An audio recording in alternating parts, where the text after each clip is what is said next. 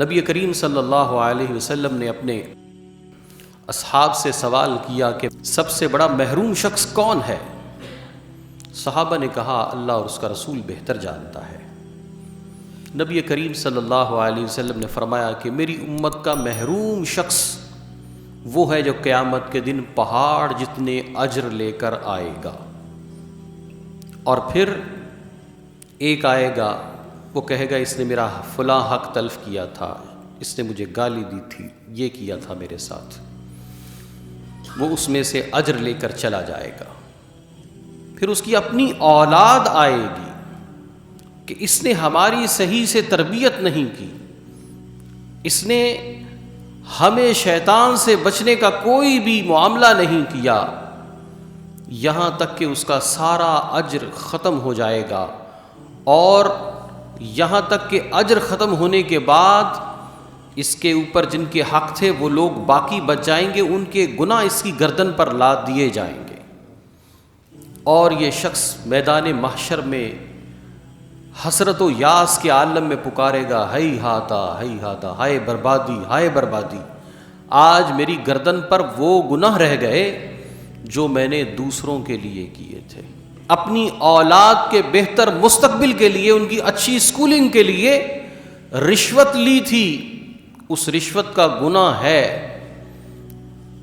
مہنگے مہنگے کپڑے دلانے کے لیے کسی کا حق مارا تھا، اپنے بھائی کا، اپنی بہن کا وراثت میں سے حق مار گیا تھا میں، اس لیے کہ میں اس گھر میں بیٹھا ہوا تھا، اب میں کسی اور کو کیوں آنے دیتا۔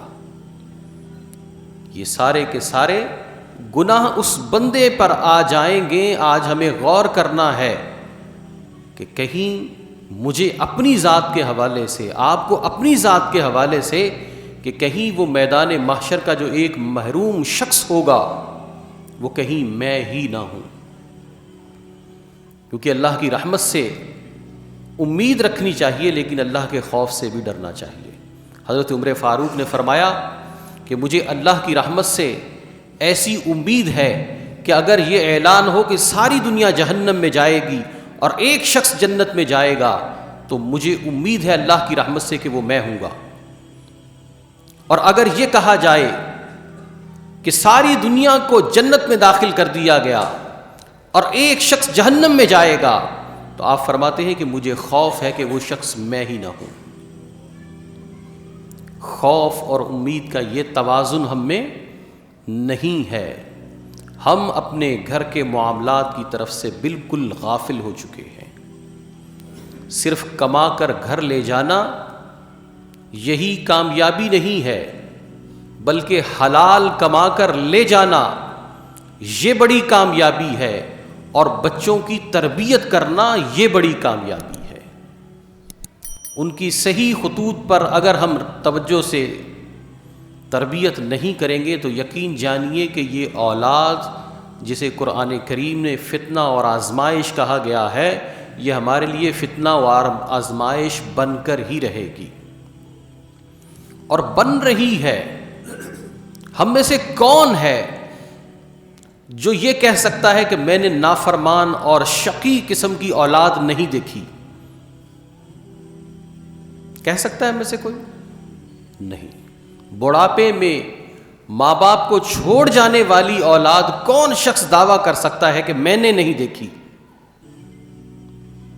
سب نے دیکھی ہے۔ کیا یہ ہمارے ساتھ نہیں ہو سکتا؟ جن کے لیے ہم حرام حلال کی تمیز اٹھا کر مال جمع کرتے ہیں، کیا وہ ہمارے ساتھ ایسا کر کے نہیں جا سکتے؟ کر سکتے ہیں۔ اپنی اولاد کو، اپنی ازواج کو نیکی کی طرف راغب کرے، نماز کی طرف، حیا کی طرف، اللہ اور اس کے رسول کی فرما برداری کی طرف ہمیں اپنی اولاد کو مائل کرنا ہوگا، قائل کرنا ہوگا۔